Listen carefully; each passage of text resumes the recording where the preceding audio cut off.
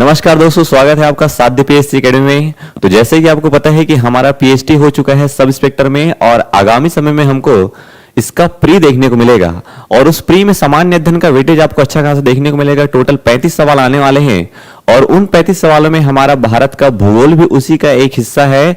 उसी क्रम में आज हम लोग, है ना जी, आज हम लोग सेकंड चैप्टर करने वाले हैं जिसमें हम लोग देखने वाले हैं भारत में कौन कौन से प्रकार के चट्टान देखने को हमको मिलते हैं। इसके पहले जी ओके, चलिए सभी को गुड मॉर्निंग। इसके पहले हम लोग वो सारी चीजें देख चुके हैं जो कि भारत के सामान्य परिचय में पूछा जा सकता है, जैसे कि भारत का विस्तार कहाँ है, स्थिति कैसा है, नामकरण कैसे हुआ है और क्या कर्क रेखा है, क्या मकर रेखा है, क्या आईएसटी है, कितने राज्य हैं, कितने केंद्र शासित प्रदेश है, इन सारे ही फैक्ट पर हम लोग चर्चा कर लिया है। तो मैं उम्मीद करता हूं कि आप सबों ने, है ना, उन वीडियो को देखा होगा और आपको सारी चीजें समझ में आई होगी। आज हम लोग उसके आगे का पढ़ने वाले हैं दोस्त, ठीक है। चलिए एक बार आप लोग अच्छे से बताइए कि आपको आवाज वगैरह अच्छे से आ रहा है कि नहीं आ रहा है, उसके बाद फिर आगे बढ़ते हैं, ठीक है। चंद्रिका जांगड़े जी, चलो। तो भूगर्भिक संरचना में मेनली हम लोग देखने वाले हैं चट्टान के बारे में कि कौन कौन से चट्टान जो है वो हमारे यहाँ पाए जाते हैं भारत में और किस प्रकार के वो महत्वपूर्ण है हमारे एग्जाम के लिए। तो जैसे कि आप लोगों ने सुना ही होगा कि धारवाड़ ऐसा करके नाम सुना होगा आपने सुना होगा कि लोहा जो है अक्सर धारवाड़ प्रकार की चट्टानों में पाया जाता है करके। आप लोगों ने एक और सुना होगा कि जो हमारा कोयला है वो नॉर्मली गोंडवाना प्रकार की चट्टान में पाया जाता है करके। ओके, तो ये कुछ कुछ चट्टानें हैं जो कि बहुत ही महत्वपूर्ण है हमारे एग्जाम में। चलिए ये तो हो गया हमारा सब इंस्पेक्टर का, लेकिन आगामी अगर आप सीजीपीएससी प्री में भी देखेंगे तो उसमें भी थोड़े अब लेवल जो है वो डीप पूछने लग गए हैं, है ना। व्यापम का लेवल तो चलो थोड़ा सा मान सकते हैं, लेकिन जिस हिसाब से अब सब इंस्पेक्टर का पेपर जो है वह सीजीपीएससी लेने वाला है, तो हम लोग मान सकते हैं कि पेपर थोड़ा टफ आने वाला है हमारे लिए और टफ आने वाला है। पोस्ट भी कम है पिछले के हिसाब से।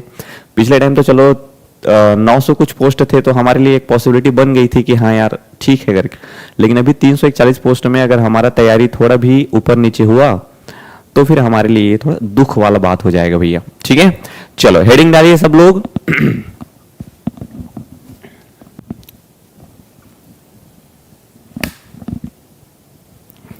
जस्ट सेकंड ना, जस्ट सेकंड जी।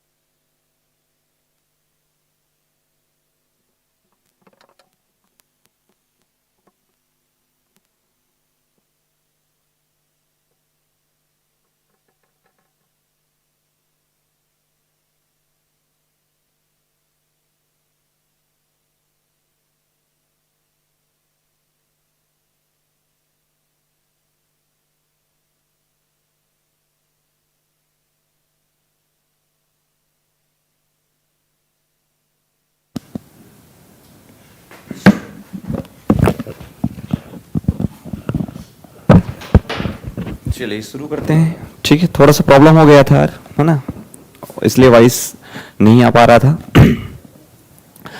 भारत का भूगर्भिक इतिहास ऐसा लिख सकते हैं हम लोग, ठीक है।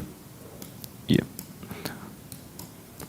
भारत का भूगर्भिक इतिहास बोल सकते हैं हमारे टॉपिक को, और या तो इसको बोल सकते हैं हम लोग चट्टान। ये तो ये हमारा टॉपिक होने वाला है, ठीक है। चलो चालू करते हैं इसमें। तो कुछ ही चीजें हैं, जैसे कि हम लोग थोड़ा इंट्रो बात कर लेते हैं। इंट्रो में आपको 2-3 चीजें और याद रखनी है। इसके पहले मैं एक टॉपिक पढ़ाया था जिसमें बताया था कि विश्व में या विश्व की आयु को जो है वह कैसे कैसे निर्धारित हम लोग कर सकते हैं करके। तो विश्व के आयु निर्धारण में जैसे हमारा आयु को हम लोग बोल सकते हैं कि शुरू में शैशवावस्था था स्टार्टिंग में, फिर बाल्यकाल आया, बाल्यकाल के बाद किशोरावस्था आया, किशोरावस्था के बाद फिर युवावस्था आया, युवावस्था के बाद फिर प्रौढ़ावस्था है, वृद्धावस्था है, ऐसा करके। वैसे ही हमारे पृथ्वी की आयु को भी अलग अलग भागों में बांटा गया है। बोल सकते हैं कि प्री कैम्बियन युग है, उसके बाद फिर सीनोजोइक युग है, नियोजोइक युग है ना, कल्प है, महाकल्प है, ऐसे करके अलग अलग भागों में उसको बांटे हैं। पहले महाकल्पों में बांटे हैं, महाकल्पों को फिर कल्पों में बांटे हैं, कल्पों को युगों में बांटे हैं। तो ऐसा करके छोटे छोटे सेगमेंट में हम लोग जो है पृथ्वी के आयु को बांटे हैं। और उन्हीं आयु में जब पृथ्वी का निर्माण हो रहा था तो उसी निर्माण के क्रम में पृथ्वी में हम लोग को चट्टानों के निर्माण देखने को मिलेंगे। ठीक है, तो पृथ्वी में हमको चट्टानों के निर्माण भी देखने को मिलेंगे। तो जब उस प्रकार की कुछ टर्मिनोलॉजी आएगी तब उसको हम लोग वहीं पे क्लियर करेंगे। अभी हमको मुख्य रूप से देखना है भारत में कौन कौन सी चट्टानें पाई जाती है उसके बारे में। चलिए, तो थोड़ा सा इंट्रोडक्शन लिख लेते हैं। लिखिए, ठीक है, इंट्रोडक्शन लिख लेते हैं थोड़ा सा, ताकि हमारे लिए हल्का सा हेल्पफुल हो जाए। चलिए, इंट्रो में क्या क्या याद रखना है अपने को? तो याद रखना है कि चट्टानों का जो निर्माण है वो दो तरीके से हो सकता है। ठीक है, ये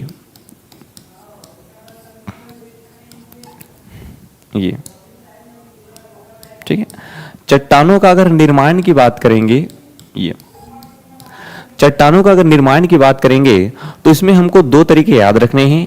एक वो तरीका है जो कि प्राचीनतम, जब पृथ्वी का निर्माण हो रहा था, तो पृथ्वी का जब निर्माण हो रहा था तो उस समय जो लावा के ठंडा होने से जो चट्टान बना है, भाई हमको पता है कि हमारा जो पृथ्वी है पहले एक आग का गोला था। अब वो जो आग का गोला है वो जब धीरे धीरे ठंडा हो रहा है तो उसके जो आंतरिक भागों में जब वो लावा ठंडा हुआ तो जो चट्टान बना उसको हम लोग बोलते हैं आर्कियन चट्टान। तो पहले याद रखना है आपको पृथ्वी की आंतरिक शक्ति के कारण। ठीक है, पहले याद रखना है अपने को पृथ्वी के आंतरिक शक्ति के कारण। ठीक है, पृथ्वी के आंतरिक शक्ति के कारण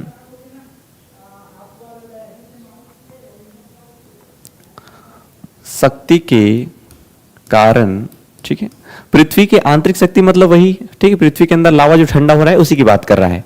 तो पृथ्वी की आंतरिक शक्ति के कारण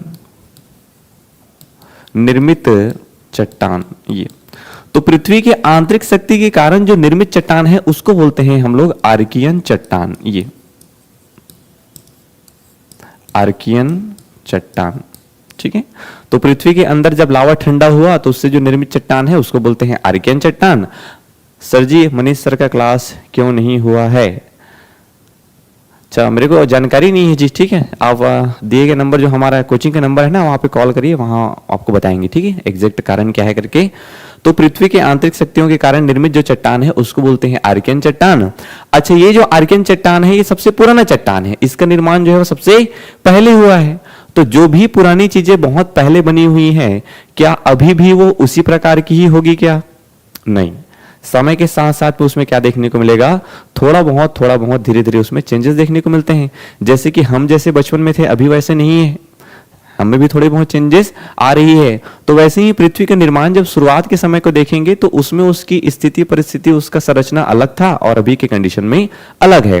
तो जब इसी आर्कियन चट्टान में समय के साथ में ताप और दाब में परिवर्तन होता है, जब उस चट्टान में बहुत ज्यादा ताप पड़ता है, तापमान पड़ता है, बहुत ज्यादा दाब पड़ता है, तो उसमें कुछ कुछ परिवर्तन हो जाते हैं और जो परिवर्तन हो जाता है उसी को बोलते हैं हम लोग रूपांतरित चट्टान। ठीक है, तो दूसरा क्या याद रखना है अपने को, आर्कियन।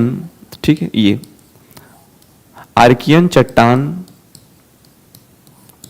आर्कियन चट्टान में, ठीक है, ताप और दाब से, ठीक है, आर्कियन चट्टान में ताप और दाब से निर्मित चट्टान। ठीक है, तो उसको क्या बोलते हैं? उसको बोलते हैं रूपांतरित चट्टान। ये रूपांतरित चट्टान, इसी को इंग्लिश में बोलते हैं हम लोग मेटामॉर्फिक रॉक। ठीक है, उसी को बोलते हैं हम लोग मेटामॉर्फिक चट्टान। तो इसको थोड़ा सा ध्यान में रखना है आपको। दो प्रकार की मिलनी हमको चट्टान के बारे में पढ़ना है, एक आर्कियन चट्टान है और एक है रूपांतरित चट्टान। चलिए आगे बढ़िए। अब हमको देखना है कि अगर हम लोग भारत की भाग को देखेंगे तो भारत में मेनली हमको दो पार्ट देखने को मिलते हैं। एक हमारा हो गया नीचे वाला हिस्सा, जैसे कि मैं आपको पहले बताया था, ठीक है, ये तो हो गया हमारे इंट्रो का पहला पार्ट। दूसरा देखेंगे भारत में चट्टान, ठीक है, ये अगर हम लोग देखेंगे भारत में चट्टान, तो भारत में चट्टान की जब बात करेंगे तो मेनली भारत के दो हिस्सों के बारे में हमको जानना है। एक तो भारत का प्रायद्वीपीय वाला क्षेत्र है। प्रयोगशाला परिचारक में लाइव क्लास नहीं लेते हो? अभी छुट्टी चल रहा है जी, हल्का सा थोड़ा सा गैप चल रहा है, इसलिए नहीं हो पा रहा है। बाकी क्लासेस प्रॉपर चलेगी ना, लेता हूं क्लासेस, लेता हूं जांगड़े जी, ठीक है, क्लासेस वहां लेता हूं, लेकिन फिर हाल अभी नहीं ले रहा हूं, ठीक है, लूंगा आज या कल लूंगा, ठीक है, उसमें क्लासेस लूंगा मैं। चलो, तो भारत में चट्टान की बात करेंगे तो भारत में चट्टान जो है वो आपको दो क्षेत्रों में देखने को मिलेगा। एक कौन सा क्षेत्र है? अगर क्षेत्र विशेष की बात करेंगे तो एक प्रायद्वीपीय क्षेत्र है, ठीक है, प्रायद्वीपीय क्षेत्र। ये प्रायद्वीपीय क्षेत्र, प्रायद्वीपीय क्षेत्र बोलने का मतलब क्या है? तो मैं आपको बताया था कि ये जैसे हमारा भारत हो गया, ये है ना, अगर आप लोग हमारा पुराना क्लास देखे होंगे तो उसमें पता ही होगा आपको। ये कुछ इस प्रकार हमारा भारत का नक्शा देखने को मिलता है। इस भारत के नक्शे में ये जो नीचे वाला हिस्सा दिख रहा है आपको, ये वाला जो हिस्सा दिख रहा है पूरा, इसको बोलते हैं भारत का प्रायद्वीप, ठीक है। ये क्या है? तो ये है भारत का प्रायद्वीप, ठीक है, ये है भारत का प्रायद्वीप वाला हिस्सा। प्रायद्वीप बोलने का मतलब क्या है? प्रायद्वीप बोलने का मतलब है वह क्षेत्र, ठीक है, प्रायद्वीप बोलने का मतलब है वह क्षेत्र जो कि तीन ओर से किससे घिरा हो, जो कि तीन ओर से किससे घिरा हो? जल से घिरा हो। दिख रहा है आपको ये तीन साइड से जल से घिरा हुआ क्षेत्र, देखो ये यहां इधर से भी जल से घिरा है और इधर से भी, ठीक है, यहां पे अरब सागर है, यहां पे बंगाल की खाड़ी है और नीचे हिंद महासागर है। तो तीनों ओर से जो जल से घिरा हुआ क्षेत्र है उसको बोलते हैं प्रायद्वीप। तो ये प्रायद्वीप वाले क्षेत्र में जो हमको चट्टान देखने को मिलेगी वही होगा आर्कियन चट्टान, ठीक है, वही कौन सा होगा? तो वही होगा आर्कियन चट्टान। तो ये प्रायद्वीप क्षेत्र में जो चट्टान हमको देखने को मिलेगा उसको बोलेंगे हम लोग आर्कियन चट्टान। ओके, तो याद रखना है, क्यों? क्योंकि यही वो खंड है भारत में जिसका निर्माण सबसे पहले हुआ है दोस्त, ठीक है, यही वो खंड है जिसका निर्माण सबसे पहले हुआ है। तो याद रखना है आपको कि ये सबसे पहले अगर भारत में किसी खंड का निर्माण हुआ है तो प्रायद्वीप है। और अगर हमको ये पूछे कि पृथ्वी में सबसे पहले अगर कोई चट्टान का निर्माण हुआ है तो वो कौन सा है? तो वो है आर्कियन। इसलिए भारत में भी सबसे प्राचीन भूभाग पर सबसे प्राचीन चट्टान मिलेगा और सबसे प्राचीन भूभाग है प्रायद्वीप और सबसे प्राचीन चट्टान है आर्कियन, ठीक है।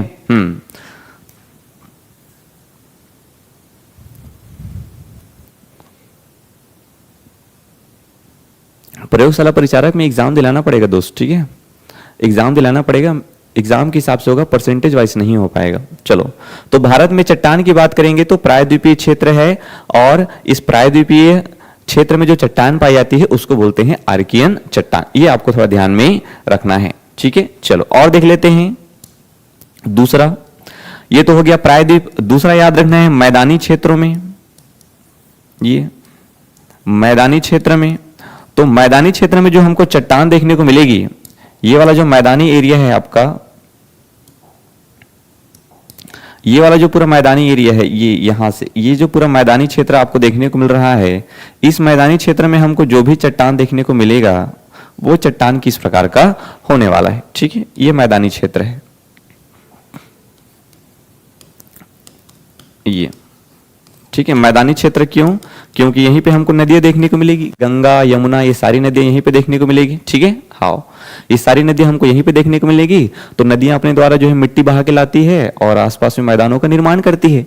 तो इस प्रकार की जो मैदानी क्षेत्रों की बात करेंगे तो विशेष बात यह है कि भारत में ये जो मैदानी वाला एरिया है एकदम नया वाला एरिया है, ठीक है जी, आपको मैं आगे और बताऊंगा। ये जो भारत में मैदानी वाला क्षेत्र है ये क्या है? एकदम नया है। और नया में अगर चट्टान की बात करोगे तो एक चट्टान आपको सुनने को मिलेगा क्वार्टरी ऐसा करके, चतुर्थ कल्प करके। अब चतुर्थ कल्प क्या है थोड़ा सा उसको देख लो। जैसे कि जब हम लोग भूगर्भिक संरचना की बात करेंगे, भूगर्भिक इतिहास की बात करेंगे पृथ्वी के निर्माण के संदर्भ में, तो पृथ्वी के निर्माण को थोड़ा सा देख लो इसको, ठीक है।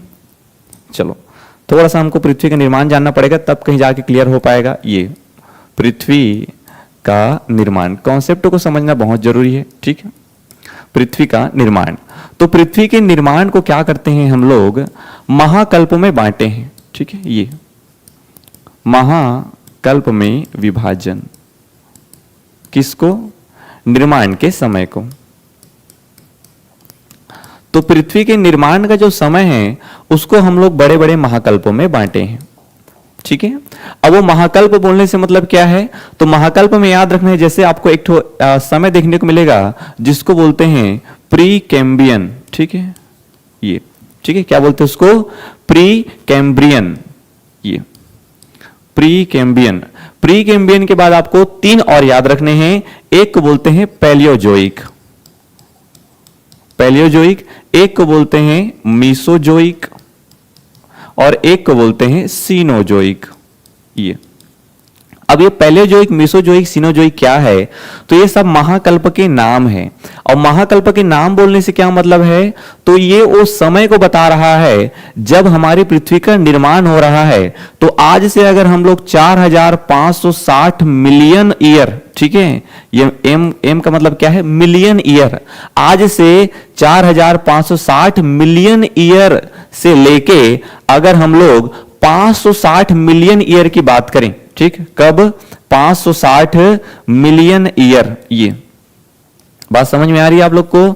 अगर हम लोग आज से 4560 मिलियन ईयर से लेके 560 मिलियन ईयर के बीच के समय को, जैसे मैं बोलूंगा कि मैं बाल्यकाल मेरा कब था, या मेरा शैशवावस्था कब था, तो आज से लगभग 25 साल पहले मैं बाल्यकाल अवस्था में था, आज से 20 साल पहले मैं शैशवावस्था में था या किशोरावस्था में था, ऐसा करके बोल सकता हूं, या आज से 10 साल पहले मैं किशोरावस्था में था। वैसे ही पृथ्वी के निर्माण का जो प्रारंभिक समय है, जो 4560 मिलियन ईयर, 1 मिलियन में 10 लाख, तो इतना मिलियन ईयर से लेके इतना मिलियन ईयर के बीच का जो समय था पृथ्वी का, उसको बोलते हैं हम लोग प्री कैम्ब्रियन युग, ठीक है, उसको बोलते हैं प्री कैम्ब्रियन युग। और इसी प्री कैम्ब्रियन युग में ये क्या है, ये क्या है, महाकल्प है, ठीक है, ये क्या है, महाकल्प। और ये जो महाकल्प है, ये जो प्री कैम्ब्रियन, उसको हम लोग बांटे हैं कल्पों में, ठीक है, उसको किस में बांटे हैं, कल्पों में। तो कल्पों में जो पहला कल्प आपको देखने को मिलेगा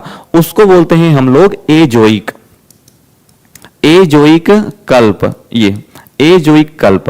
और एजोइक कल्प के बाद इसी को बांट रहे हैं, ये जो समय है उसी को और छोटे छोटे खंडों में बांटे हैं। और ये जो एजोइक कल्प के बाद जो समय आया उसको बोलते हैं हम लोग आर्कियन, ये ठीक है, उसको क्या बोलते हैं, आर्कियन कल्प।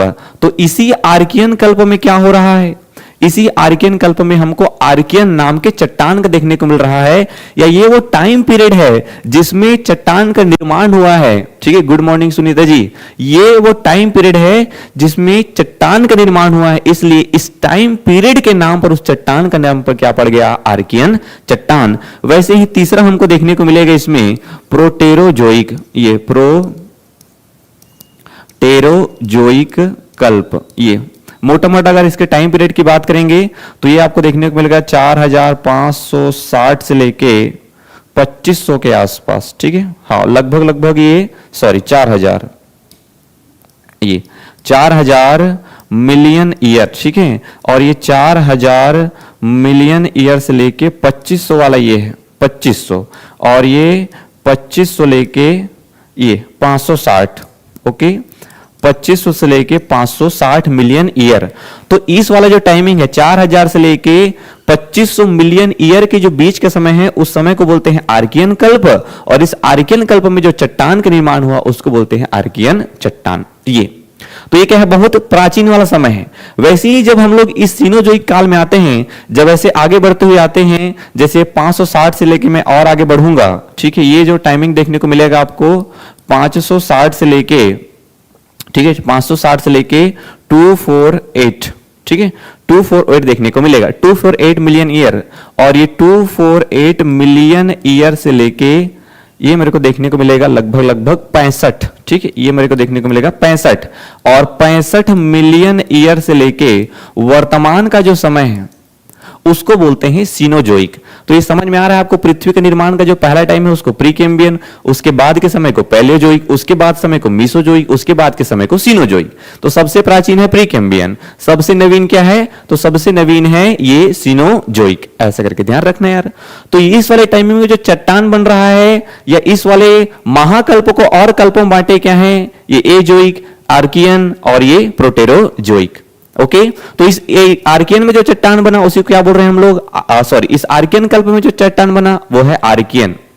ठीक है, वैसे ही ये जो सीनोजोइक है इसको वापस से दो भागों में बांटा गया है। एक को बोलते हैं तृतीयक कल्प, तृतीयक कल्प, ठीक है, और एक को बोलते हैं चतुर्थ कल्प, ये चतुर्थ कल्प ऐसा करके। ठीक है, तृतीय कल्प और चतुर्थ कल्प। तो मैं बोल सकता हूं कि अगर सबसे नवीन की बात करें, सबसे नया अगर महाकल्प पूछे तो सीनोजोइक है, और इस महाकल्प में भी सबसे नवीन कल्प पूछे मेरे को, कल्प महाकल्प में सीनोजोइक, लेकिन कल्प बोले तो कल्प क्या हो जाएगा, चतुर्थ कल्प। और इसी चतुर्थ कल्प में क्या हुआ है, जिस चट्टानों का निर्माण हुआ है उसको बोलते हैं चतुर्थ कल्प चट्टान, या उसी को बोलते हैं क्वाटरनी चट्टान, है ना, उसका बोलते हैं क्वाटनरी चट्टान। तो ये कल्प में जो चट्टान का निर्माण हुआ, यहां पे जो चट्टान बन रहा है, ये यहां पे जो चट्टान बन रहा है उसको बोलते हैं ये क्वाटनरी चट्टान। ठीक है, ये उसको क्या बोलते हैं, क्वाटनरी चट्टान। तो आपको इतना सब बताने का पर्पस क्या है, तो इतना सब बताने का ये पर्पस है कि सबसे प्राचीन चट्टान क्या है, आर्कियन, क्योंकि ये आर्कियन समय में हुआ है। और सबसे नवीन चट्टान क्या है, क्वाटरनी चट्टान। और ये क्वाटरनी चट्टान कब हुआ है, तो ये चतुर्थ कल्प में हुआ है, सबसे लास्ट वाले टाइमिंग में हुआ है दोस्त। चलिए वापस आ जाते हैं यहां पे। तो मैं आपको क्या बोल रहा हूं कि भारत का ये वाला जो हिस्सा है ये सबसे प्राचीन है। प्राचीन है इसलिए किससे बना है, आर्कियन चट्टान से।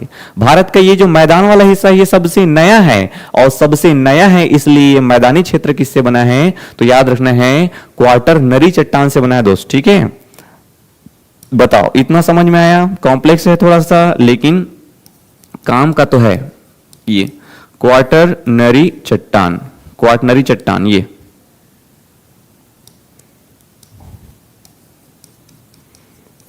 ठीक है। चलो, तो ये दो बातें अच्छे समझ में आ गई आप लोग को कि आर्कियन चट्टान मतलब बहुत पुराना और क्वाटरनरी चट्टान मतलब बहुत नया। तो ये प्रायद्वीप क्षेत्र में क्यों ही आर्कियन चट्टान मिलेगा, क्योंकि प्रायद्वीप हमारा पुराना एरिया है, पहले निर्माण हुआ है भारत में। और मैदानी क्षेत्र में क्यों क्वाटरनरी मिलेगा, क्योंकि क्वाटरनरी नया चट्टान है और हमारा मैदानी क्षेत्र भी नया चट्टान है। तो ये बिल्कुल कॉन्सेप्चुअल वाली चीज है जी। चलो आगे बढ़ते हैं। तो ये हो गया थोड़ा सा इंट्रो वाला पार्ट। ठीक है, समझ में आया आप लोग को इंट्रो वाला पार्ट। चलो आगे देखें। अब देख लिए आप लोग चट्टान के प्रकार। ठीक है, नेक्स्ट आ जाते हैं हम लोग भारत में चट्टान के प्रकार। चलो, ये भारत में चट्टान के प्रकार। ठीक, भारत में चट्टान के प्रकार। एक नया पेज ले लीजिए और लिखिए भारत में चट्टान के प्रकार। इसमें थोड़ा कॉलम वगैरह बनाएंगे हम लोग। तो भारत में चट्टान की बात करेंगे तो भारत में हमको 4 प्रकार के चट्टान देखने को मिल रहे हैं जी। अब वो 4 प्रकार के चट्टान कौन कौन से हैं, ये भारत में हमको मेनली 4 प्रकार के चट्टान जो है वह देखने को मिलेंगे। ये पेज को हम लोग शुरुआत में रखेंगे अभी। ठीक है, चलो पहला क्या देखने को मिलेगा, तो पहला जो चट्टान है उसको बोलते हैं आर्कियन चट्टान। ये पहला जो चट्टान है उसको बोलते हैं आर्कियन चट्टान। आर्कियन चट्टान के बाद जो चट्टान है उसको बोलते हैं पुरातन चट्टान। ठीक है, तो एक याद रखना है आपको आर्कियन, आर्कियन के बाद याद रखना है पुराण, सॉरी। ठीक है, ये पुराण चट्टान। और पुराण के बाद याद रखना है आपको द्रविडियन, द्रविडियन। ठीक है, द्रविडियन चट्टान ये। और द्रविडियन के बाद याद रखना है अपने को आर्य। ठीक है, ये आर्य चट्टान। तो इस प्रकार हमको टोटल 4 प्रकार के चट्टान देखने को मिलेंगे जी। गौरी चंद्राकर जी, ठीक है। तो 4 प्रकार के चट्टान देखने को मिलेंगे, आर्कियन, पुराण, द्रविडियन और आर्य। चलो आगे बढ़े। अब ये जो आर्कियन प्रकार के चट्टान है इसको हम लोग अभी से डील करेंगे ना, तो आप लोग को याद करने में प्रॉब्लम होगा, इसलिए मैं आपको शुरुआत में इतना बता रहा हूं। ये पेज पूरा छोड़ देना, इस पेज में हम लोग आगे ही लिखेंगे। इस आर्कियन चट्टान में हमको 2 प्रकार के चट्टान पढ़ना है। एक को स्वयं बोलते हैं आर्कियन, ठीक है, ये आर्कियन, और एक को बोलते हैं धारवाड़। ठीक है, एक को बोलते हैं धारवाड़। तो ये पेज रहने देना, नेक्स्ट पेज से लिखना, डालो आप लोग हेडिंग डालो आर्कियन चट्टान ऐसा करके। ठीक है, नहीं तो अभी हमको एक्स्ट्रा याद करना पड़ेगा। अभी जैसे जैसे हम लोग टॉपिक पढ़ते जाएंगे आराम से सारी चीज याद हो जाएगी। जैसे हमको पता है कि भारत में 4 प्रकार के चट्टान है, आर्कियन, पुरान, द्रविडियन और आर्य। ये 4 याद हो गया आप लोग को। उसके बाद पहला देखेंगे आर्कियन, और आर्कियन में भी जो पहला चट्टान है उसका नाम है आर्कियन, और आर्कियन के बाद दूसरा याद रखना है धारवाड़। तो आर्कियन के अंतर्गत 2 पढ़ना है, एक आर्कियन और एक धारवाड़। तो शुरू लिखेंगे हम लोग आर्कियन के बारे में। चलो लिखिए आर्कियन चट्टान।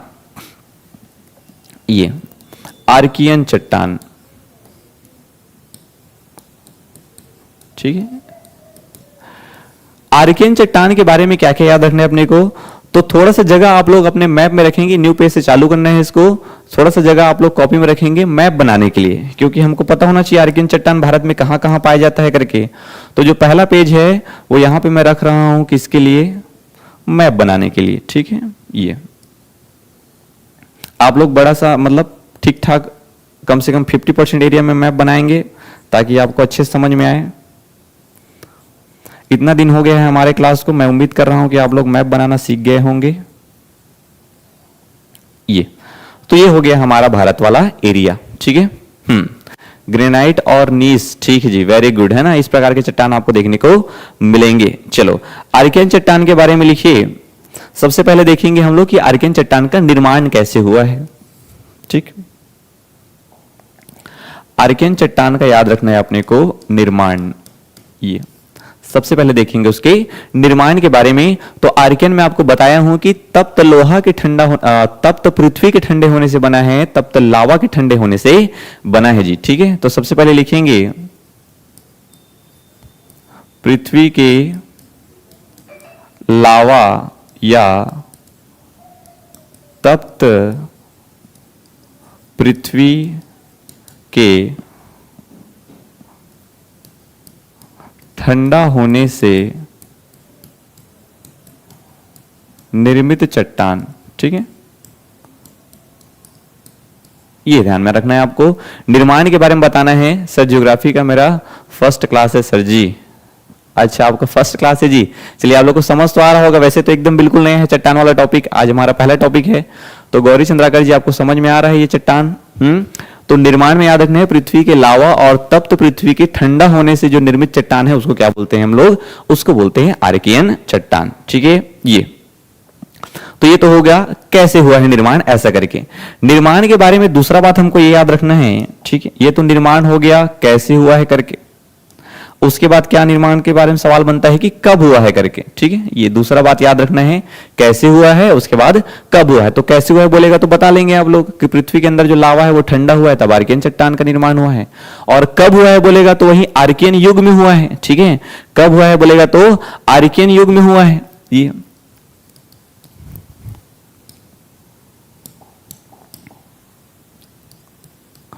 आर्कियन युग में, आर्कियन युग भी बताया आप लोग को क्या है आर्कियन युग। ठीक है, गौरी जी बताया आर्कियन युग क्या है करके। ये देखो, पृथ्वी के निर्माण का जो सबसे पहला फेज है उसको क्या बोलते हैं हम लोग महाकल्पों में प्री कैम्बियन। उस प्री कैम्बियन के अंतर्गत जो युग है या कल्प है उसको क्या बोलते हैं आर्कियन कल्प। तो इस आर्कियन कल्प में जो चट्टान का निर्माण हुआ है वो क्या है, तो वही आपको देखने को मिलेगा ये आर्कियन। तो ये आर्कियन चट्टान जो है वह कब और कैसे, ये 2 बात समझ में आ गई निर्माण में, कब और कैसे।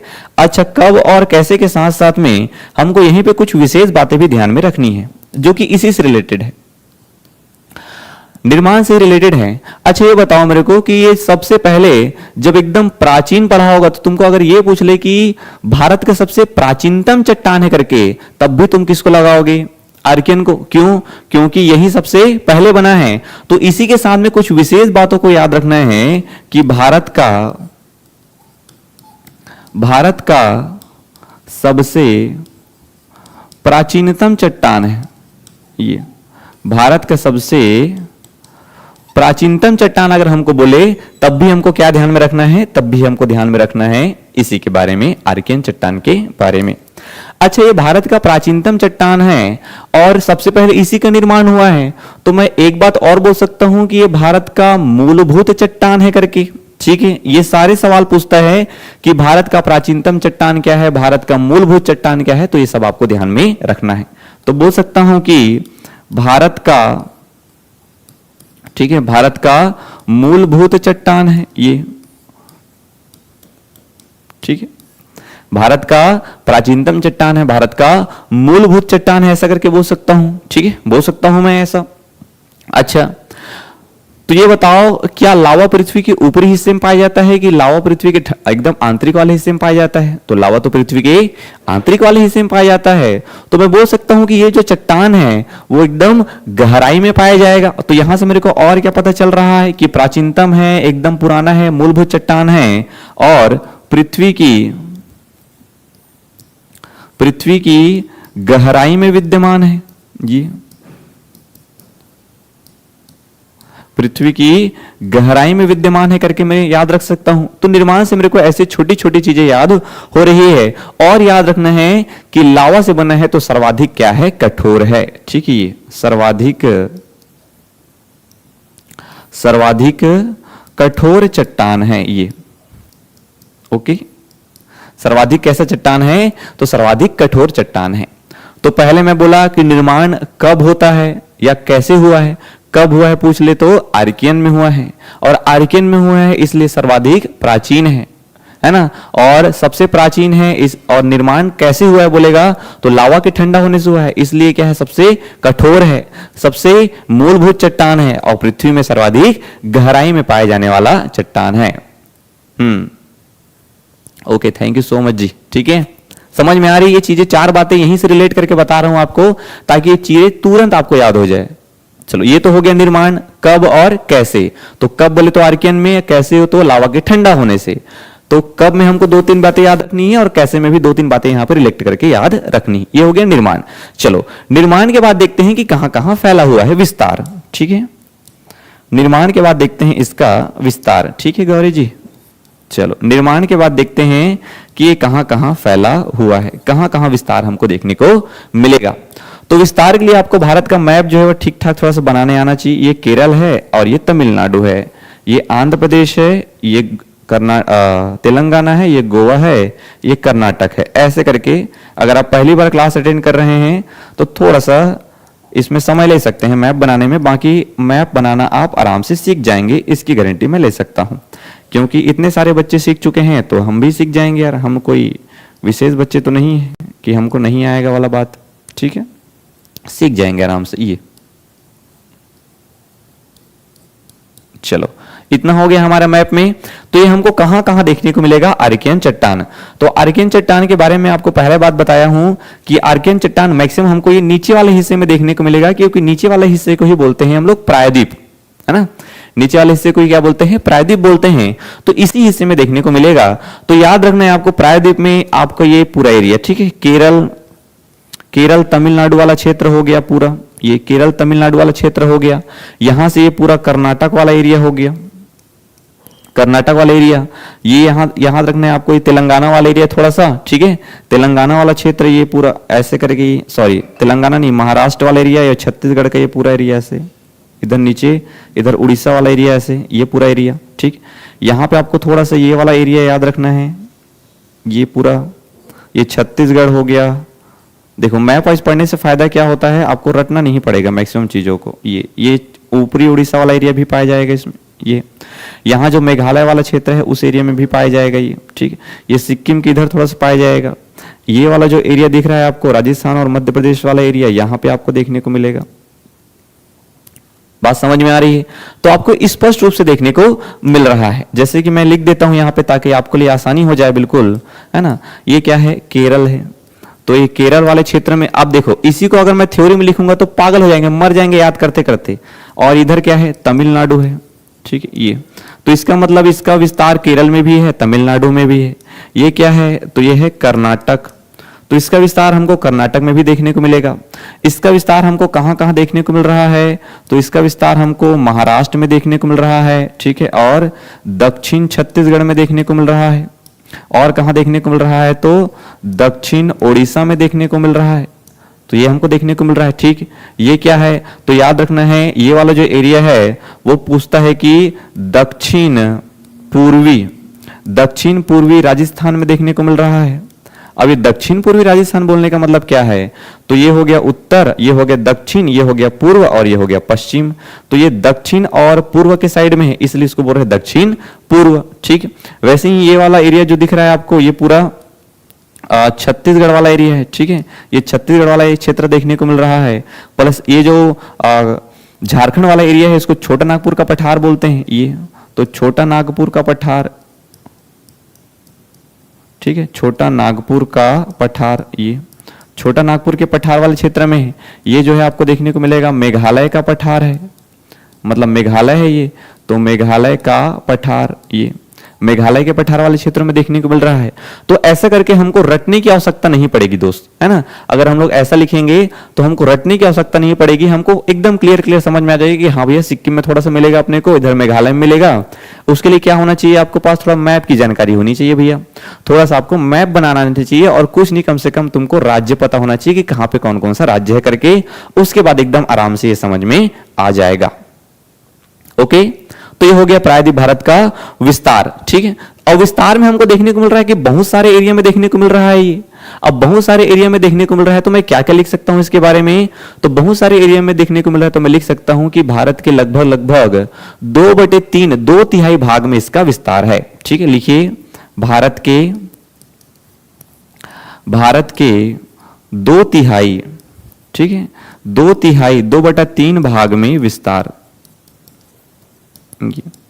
भारत के 2/3 भाग में विस्तार देखने को मिलेगा। और कौन कौन सी जगह है, तो ये सारे जगहों के नाम आपको लिख देना है कि ये फलाना फलाना जगह जो है हमको देखने को मिल रहा है, ऐसा करके। चलो और आगे बढ़े। उसके बाद याद रखना है अपने को क्या, थोड़ा विशेष बात याद रखना है, ये जो ऊपर वाला हिस्सा आपको देखने को मिल रहा है जी, ये वाला हिस्सा, ये पूरा हिमालय पर्वत वाला हिस्सा है। ठीक है, ये क्या है, पूरा हिमालय पर्वत वाला हिस्सा है। और इस हिमालय पर्वत में भी हिमालय को अलग अलग भागों में बांटा गया है। उसी में से एक है ट्रांस हिमालय, उसी में से एक है वृहद हिमालय, उसी में से एक देखने को मिलेगा मध्य हिमालय, उसी को बोलते हैं शिवालिक हिमालय। तो ऐसा करके 4 भागों में बांटने को मिलेगा। और उसमें जो एक है मध्य हिमालय, और यही जो मध्य हिमालय वाला जो एरिया है वो सबसे लंबा है हिमालय का। ओके, ये जो मध्य हिमालय वाला एरिया है वो क्या है, सबसे लंबा है। और इसी मध्य हिमालय के अंदर, सॉरी मध्य नहीं, महान, जैसे है ना महान, तो जो महान हिमालय है, देखो हिमालय के 4 प्रकार हैं। एक को बोलते हैं ट्रांस हिमालय, ठीक है, एक को बोलते हैं महान हिमालय, और एक को बोलते हैं मध्य हिमालय। ठीक है, तो ये जो महान हिमालय देखने को, महान का मतलब ही क्या है, बड़ा वाला है।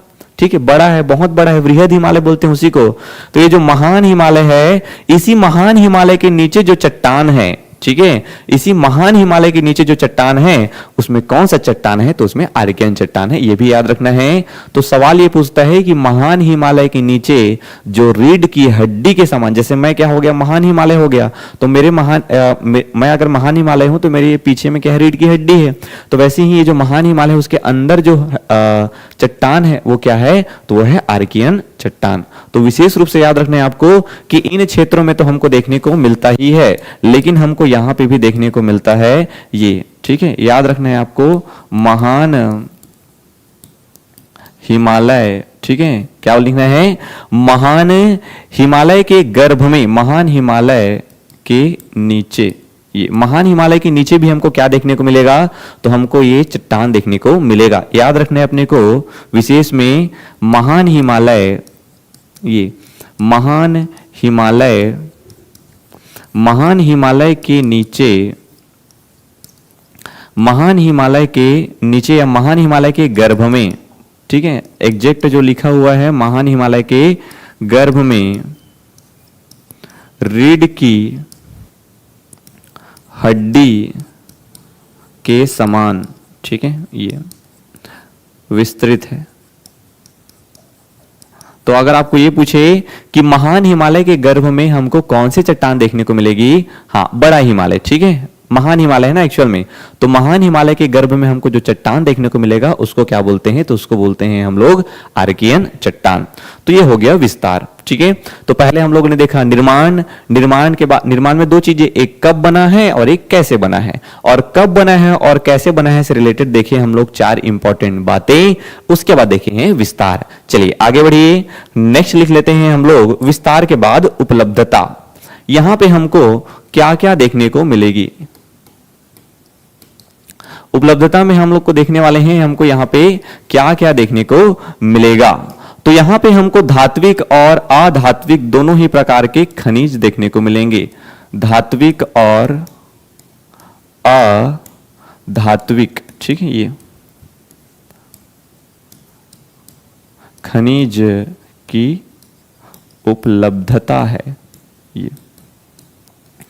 तो यहां पे हमको दोनों ही प्रकार के खनिज देखने को मिलेंगे, चाहे वो धात्विक खनिज की बात करें चाहे हम अधात्विक खनिज की बात करें। तो धात्विक खनिज अधात्विक खनिज क्या है? तो धात्विक खनिज वह खनिज है जिसमें धातु की मात्रा पाई जाएगी और अधात्विक खनिज वह खनिज है जो कि धातु की मात्रा नहीं है जिसमें। चलो, तो ये जो धात्विक खनिज है और अधात्विक खनिज है इसमें हमको क्या क्या देखने को मिलेगा? तो आर्कियन चट्टान में मोस्ट इंपॉर्टेंट याद रखना है आपको लोहा, ठीक है। मोस्ट इंपॉर्टेंट क्या याद रखना है अपने को? लोहा। ये आपको याद होना ही चाहिए, ठीक है जी, लोहा याद होना ही चाहिए। चलो, लोहा के बाद याद रखना है अपने को अभ्रक, ठीक है। लोहा के बाद क्या है? अभ्रक। और अभ्रक के साथ में एक और याद रख लेते हैं हम लोग, चलो मैग्नीज करके याद रख लेंगे आप लोग, ठीक है। मैग्नीज, ये दो के पेयर में याद रखेंगे, आराम से याद हो जाएगा। मैग्नीज के बाद याद रखना है डोलोमाइट, डोलोमाइट, ये ठीक है। तो लोहा अभ्रक, ठीक है, दो के पेयर में याद रखेंगे, लोहा अभ्रक, मैग्नीज, डोलोमाइट, सोना तांबा, ठीक है। ये सोना और तांबा दोनों एकदम येलो येलो रहता है, सोना और तांबा। तो सोना और तांबा, ठीक है, लोहा और अभ्रक, मैग्नीज और डोलोमाइट। पढ़ने का तरीका है बेटा, बहुत ज्यादा कॉम्प्लेक्स करके पढ़ोगे तो चीजें याद नहीं होती है। चीजों को बांट बांट के पढ़ना सीखो, एक साथ याद रखोगे तो भूल जाओगे। दो के पेयर में पढ़ लो। क्या करना भाई? सोना भी पीला है, तांबा भी पीला है, एक मैग्नीज है, एक डोलोमाइट है, एक लोहा है, एक अभ्रक है। चलो, और क्या बच गया इसमें? चलो, जस्ता और सीसा, ठीक है। एक याद रखना है अपने को जस्ता, जस्ता मतलब जिंक, और एक याद रखना है सीसा, सीसा मतलब लेड, प्लम्बम, सिंदूर बनाया जाता है इससे। तो ये इतना हो गया भैया। देखो 8 है टोटल, लेकिन दो के पेयर में याद रखोगे तो कितना सरल पड़ता है। क्या क्या बोला मैं? सोना के साथ में याद रखना है तांबा, ठीक है, सोना के साथ में तांबा, लोहा के साथ में अभ्रक, लोहा अभ्रक, ये लोहा अभ्रक, मैग्नीज के साथ में डोलोमाइट, सोना के साथ में तांबा, और एक और बच गया हमारा जस्ता, और जस्ता के साथ में सीसा। ये होता है पढ़ने का तरीका। चलो आगे बढ़े, ये हो गया उपलब्धता। अब सोच के देखो, जब इतने प्रकार के खनिज उसमें देखने को मिल रहे हैं तो क्या मैं ये बोल सकता हूं कि भारत में खनिज भंडार जो है वो सबसे ज्यादा कहां देखने को मिलेगा? तो भारत में खनिज भंडार सबसे ज्यादा हमको आर्कियन चट्टान में देखने को मिलेगा। तो विशेष याद रखना है खनिज संपदा का भंडार, ठीक है। यहीं पे देखो, मैं चाहता तो ये विशेष वाली चीजों को अलग से आपको लिखवा सकता था बाद में, लेकिन मैं प्रयास कर रहा हूं कि जैसे धात्विक और अधात्विक खनिज की उपलब्धता है, इतने सारे खनिज लिख लिए हैं, तो हमारा मन तो करेगा ना कि भैया इतना सारा खनिज मिल रहा है तो ये क्या है? खनिज संपदा का भंडार है, ठीक है। तो याद रखना है आर्कियन के बारे में कि आर्कियन चट्टान क्या है। तो आर्कियन चट्टान के बारे में हमको याद रखना है विशेष में कि खनिज संपदा का क्या है? भंडारण है, ठीक है। खनिज संपदा का भंडार, ठीक है। आर्कियन चट्टान में क्या है? खनिज संपदा का भंडार है। वैसे ही निर्माण वाले में बताया हूं दोस्त, कब और कैसे में 4 बातें। अगर निर्माण इसका आर्कियन में हुआ है इसका मतलब प्राचीनतम है, और प्राचीनतम है इसका मतलब मूलभूत है, ठीक है। सर्वाधिक गहराई में पाया जाता है क्योंकि लावा से बना हुआ है। सबसे ज्यादा कठोर है क्योंकि लावा ठंडा होता है तो कितना कठोर होगा, ये सब बातें हैं। चलो उपलब्धता हो गया। उपलब्धता के बाद थोड़ा सा एक टॉपिक और बच गया इसका। चलिए प्रकार लिख लीजिए, या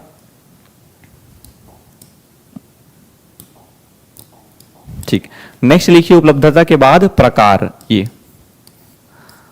ठीक है। प्रकार में याद रखना है तो मैं आपको सर सीजीपीएससी प्री के क्लास कब से स्टार्ट करोगे? आप सीजीपीएससी प्री में एडमिशन ले लीजिए गौरी चंद्राकर जी।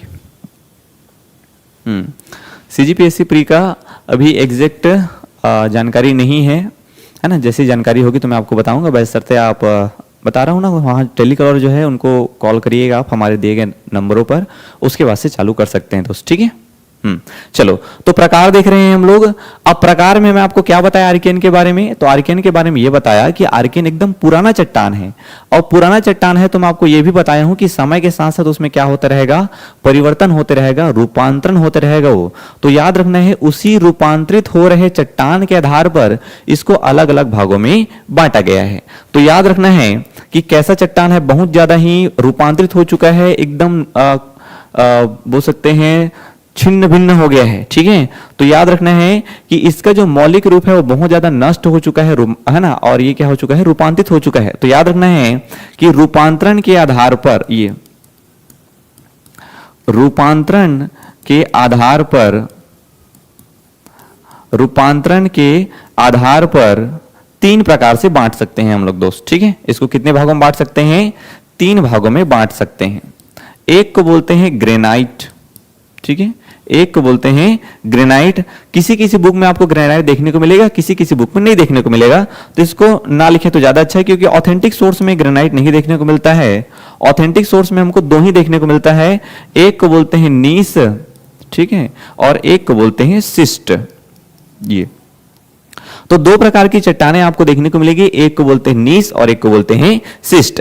ये नीस और सिस्ट क्या है, तो ये नीस और सिस्ट जो है वह आर्कियन का रूपांतरित चट्टान है, ठीक है। ये नीस और सिस्ट यही सब है सीजीपीएससी में, चट्टान वाले में। हाँ जी, सीजीपीएससी में यही सब है, यही सब है गौरी, ठीक है, कोई दिक्कत नहीं है। ऐसा ही सीजीपीएससी में भी पढ़ाऊंगा, उसमें कोई प्रॉब्लम नहीं है, ऐसा ही सीजीपीएससी में पढ़ाऊंगा। तो रूपांतरण के आधार पर नीस और सिस्ट 2 प्रकार की चट्टानें पाई जाती है, ठीक, किसमें, आर्कियन में। और ये जो नीस है इसको वापस से 3 भागों में बांटा गया है। ये जो नीस चट्टान है इसको वापस से 3 भागों में बांटा गया है। एक को बोलते हैं हम लोग बंगाल नीस, ठीक है, एक को क्या बोलते हैं, बंगाल नीस। तो जो बंगाल वाले एरिया में पाया जाएगा उसको बंगाल नीस बोलेंगे। दूसरे को बोलते हैं हम लोग बुंदेलखंड नीस, ये बुंदेलखंड नीस। तो जो बुंदेलखंड वाले एरिया में पाया जाएगा, है ना, जो हमारा ऊपरी मध्य प्रदेश वाले क्षेत्र में पाया जाएगा उसको बोल देंगे बुंदेलखंड नीस, ये। और एक देखने को मिलेगा आपको नीलगिरी, तो जो नीलगिरी की पहाड़ी पर पाया जाएगा उसको बोलेंगे नीलगिरी नीस, ऐसा करके। तो नीस 3 प्रकार के होते हैं, बंगाल नीस और बुंदेलखंड नीस और नीलगिरी नीस। तो नीलगिरी की पहाड़ी तमिलनाडु में पढ़ाऊंगा, आगे पूरा पढ़ाऊंगा, कोई दिक्कत नहीं है, इसमें बहुत ज्यादा प्रेशर मत लो। ये नीलगिरी नीस कहां मिलेगा, तमिलनाडु में। ये बुंदेलखंड नीस कहां मिलेगा, यूपी वाला एरिया, दक्षिणी यूपी, नीचे वाला यूपी, और ऊपरी वाला क्या देखने को मिलेगा, मध्य प्रदेश। और ये बंगाल नीस कहां मिलेगा, बंगाल वाले एरिया में, पश्चिम बंगाल बोलो या बांग्लादेश बोलो, ठीक है। अब उनमें विशेष बात यह है कि ये जो बुंदेलखंड का जो नीस है ये सबसे प्राचीनतम नीस है। मतलब ये बोल सकते हैं कि अगर ये आर्कियन चट्टान रूपांतरित हुआ होगा और रूपांतरित होने के बाद ये सारे चट्टान बने होंगे, तो उसमें सबसे पहले ये बना होगा बुंदेलखंड, फिर ये दोनों बना होगा, इसलिए इन तीनों में सबसे प्राचीन क्या है, बुंदेलखंड नीस है। तो ये प्राचीनतम है। ये कैसा याद रखना है अपने को, प्राचीनतम है, ठीक है। बुंदेलखंड जो नीस कैसा है, प्राचीनतम है, ये आपको ध्यान में रखना है जी। चलिए, तो प्रकार हो गया, उपलब्धता हो गया। उपलब्धता के आधार पे 2 प्रकार, नीस और शिष्ट, और उस नीस और शिष्ट में बंगाल नीस अलग है, बुंदेलखंड नीस अलग है, नीलगिरी नीस अलग है दोस्त, ठीक है। अगर आपको कंफ्यूजन होगा तो ये बंगाल तो समझ जाओगे, बंगाल में ही है, बाकी ये आपको कहां देखने को मिलेगा, तो ये बुंदेलखंड नीस आपको देखने को मिलेगा एमपी प्लस यूपी वाला एरिया है, ठीक है। ऊपरी एमपी और निचला यूपी। जैसे अब मैं आपको बताने का प्रयास करूं, है ना, मन तो मेरा भी नहीं मानता है कि ऐसे ही निपटा दूं करके। ये जैसे आपको देखने को मिल रहा होगा, ये गुजरात वाला हिस्सा है ऐसे करके, और ये ऐसा देखने को मिलेगा छत्तीसगढ़। ये ऊपर ऐसे जाएंगे हम लोग, ये देखो, है ना, तो ये क्या है, एमपी है, ठीक है। ये क्या है, एमपी। ये गुजरात है, ये नीचे महाराष्ट्र। तो ये एमपी और ये ऊपर में क्या है, यूपी है, ये वाला एरिया यूपी है। तो एमपी और यूपी, ये जो क्षेत्र आपको देखने को मिल रहा है, ऊपरी एमपी और निचला यूपी वाला भाग, तो वो क्या है, बुंदेलखंड नीस। और नीलगिरी कहां मिलेगा, तो ये तमिलनाडु में मिलेगा, ठीक है। ये तमिलनाडु में। जितना आराम से हो सके, जितना क्लियर हो सके, आपके मन में एक भी डाउट ना हो कि ये नीलगिरी कहाँ है, तमिलनाडु में है। ये बुंदेलखंड नीस कहाँ है, तो एमपी का ऊपर वाला भाग है और यूपी का नीचे वाला भाग है। मेरा प्रयास है कि जितना हो सके आपको मैं अच्छे से बता पाऊं जी, ठीक है। चलो, तो ये तो हो गया हमारा क्या, प्रकार हो गया, प्रकार में रूपांतरण के आधार पे दो प्रकार के याद रखना है, निश और शिष्ट। अच्छा, ये बहुत ज्यादा प्राचीन है तो याद रखना है कि इसका जो मौलिक रूप है ना वो पूरा नष्ट हो चुका है। ठीक है, विशेष लिख लेंगे। अब आगे आगे लिखिए विशेष, लास्ट है ये विशेष। और विशेष में याद रखना है कि इसका जो मौलिक रूप है, ठीक, मौलिक रूप नष्ट हो चुका है, नष्ट हो चुका है। ऐसा बोलते हैं ना यार, है ना, हम लोग नहीं बोलते हैं जी। पहले मैं एकदम सीधा साधा था, उसके बाद सब लोग मेरा बहुत यूज किए, मेरे को बहुत परेशान किए। अब मैं एकदम बदल गया हूं, अब मैं एकदम बदल गया हूं, किसी का सुनता नहीं हूं, अपना काम करता हूं, किसी को इंपॉर्टेंट नहीं देता हूं, किसी का फोन नहीं उठाता हूं, है ना, मेरा मन रहता है तब मैं समय देता हूं लोगों को, ऐसा करके। तो बोलते हैं क्या है, पूरा बदल गया है, मौलिक रूप मेरा पूरा बदल गया है। तो वैसे ही सबसे ज्यादा प्राचीन चट्टान है आर्कियन, और आर्कियन चट्टान सबसे ज्यादा प्राचीन होने के कारण उसका जो मौलिक रूप है पूरा क्या हो चुका है, बदल चुका है, उसका मौलिक रूप पूरा नष्ट हो चुका है। ऐसा करके आपको ध्यान में रखना है। विशेष बात और याद रखना है कि इसमें जीवाश्म नहीं पाया जाता है। ठीक है, ये जीवाश्म नहीं पाया जाता है, पाया जाता है। अब ये बात है कि जीवाश्म क्यों नहीं पाया जाता है, तो मैं आपको ये बता रहा हूं कि ये सबसे ज्यादा क्या है, प्राचीन चट्टान है दोस्त। और प्राचीन चट्टान है और इसका निर्माण भी कब हुआ है, तो निर्माण हुआ है आर्कियन कल्प में। थोड़ा सा मैं अगर आपको प्राचीन में लेके चलूं यहां से, तो मैं आपको बताया हूं कि महाकल्पों में पृथ्वी के निर्माण का जो शुरुआत का समय है उसमें प्री कैम्बियन युग के अंदर ये जो आर्कियन कल्प है, इस आर्कियन कल्प में जो चट्टान का निर्माण हुआ है आज से लगभग 4000 मिलियन वर्ष से लेके 2500 मिलियन वर्ष के बीच में। तो सोच के देखो, क्या इस समय पृथ्वी पे किसी भी जीवन की उत्पत्ति हो चुकी है क्या? नहीं। तो जब इस समय पृथ्वी में जीवन की उत्पत्ति ही नहीं हुई है, तो कोई जीवन जब मरेगा तभी तो जीवाश्म बनेगा, चाहे वो पेड़ पौधे हो, चाहे वो जानवर हो। तो अभी तो पृथ्वी में जीवन की उत्पत्ति ही नहीं हुई है, तो उस चट्टान में हमको जीवाश्म मिलने का कोई लॉजिक ही नहीं बनता है। ये जो प्रोटेरोजोइक दिख रहा है आपको, ये प्रोटेरोजोइक, ये 4000 से लेके 2500 मिलियन ईयर के बाद जो ये 2500 लेके 660 मिलियन ईयर वाला जो समय आएगा, ये प्रोटेरो का मतलब होता है प्राचीन। ठीक है, या प्रोटेरो का मतलब होता है पहले। प्रोटेरो का मतलब क्या है? पहले। और ये जोइक का मतलब होता है बेटा जीवन। तो सबसे पहले जीवन की उत्पत्ति वाला जो समय है वो कौन सा है? तो सबसे पहले जीवन की उत्पत्ति वाला समय देखने को मिलेगा हमको क्या? ये प्रोटेरोजोइक कल्प में। तो प्रोटेरोजोइक कल्प के बाद से हमको भले हो सकता है कि हमको जीवाश्म देखने को मिले, लेकिन आर्कियन में हमको कभी भी जीवाश्म नहीं मिलेगा। और क्यों नहीं मिलेगा? क्योंकि उस समय जीवन की उत्पत्ति ही नहीं हुई है। बात समझ में आ रही है आप लोग को? ये चलो, बात समझ में आ रही है जी? तो ये हो गया हमारा पहला टॉपिक, जिसमें हम लोगों ने देखा है आर्कियन चट्टान के बारे में। तो आर्कियन चट्टान के बारे में आपको इतनी चीजें याद में रखनी है कि आर्कियन चट्टान क्या है, कैसे उसका निर्माण होता है। अगर आप बहुत ध्यान से देखेंगे तो आपको चुटकियों में चीजें याद हो जाएंगी, बहुत कॉम्प्लेक्स नहीं है। ठीक है, और पढ़ने का एक तरीका है कि बिल्कुल सिस्टमेटिक तरीके से धीरे धीरे चीजों को जानते हुए, एक ट्रस्ट दी प्रोसेस बोलते हैं, प्रोसेस में ट्रस्ट करते हुए धीरे धीरे आगे बढ़ना है हमको। और एक टाइम आएगा जब हम लोग, जिस दिन हमारा कोर्स खत्म करेंगे उस दिन आपको सारी ही चीजें बहुत अच्छे से याद हो जाएगी। बशर्ते आप लोग एक बार क्लास में पढ़िए, एक बार घर में जाके उसको रिवीजन करिए। ठीक है, चलिए, जो भी लोग हम लोग को देख रहे हैं आप सभी का बहुत बहुत धन्यवाद। मैं उम्मीद करता हूं कि क्लास आपको पसंद में आया होगा। बशर्ते आप लोग अपना फीडबैक जरूर देवें कि कहां पे आपको समझ में नहीं आया है और आपको ये क्लास कैसा लगा है। हमारे साथ जुड़ने के लिए आप सभी का बहुत बहुत धन्यवाद। अगर आप हमारे चैनल पे नए हैं तो हमारे चैनल को सब्सक्राइब करिए, वीडियो को लाइक करिए और अपने दोस्तों में थोड़ा बहुत शेयर कर सकते हैं आप। ठीक है, जिससे कि आपके साथ साथ आपके दोस्तों को भी पढ़ने का मौका मिले। बाकी इसी प्रकार की इन्फॉर्मेशनल जानकारी जो है हमारे मोबाइल ऐप्स में भी देखने को मिलेंगे। तो साध्य पीएचडी एकेडमी का जो मोबाइल एप्लीकेशन है वो आप प्ले स्टोर से जाके डाउनलोड कर सकते हैं जी। चलिए, बहुत बहुत धन्यवाद आप सभी का हमारे साथ जुड़ने के लिए।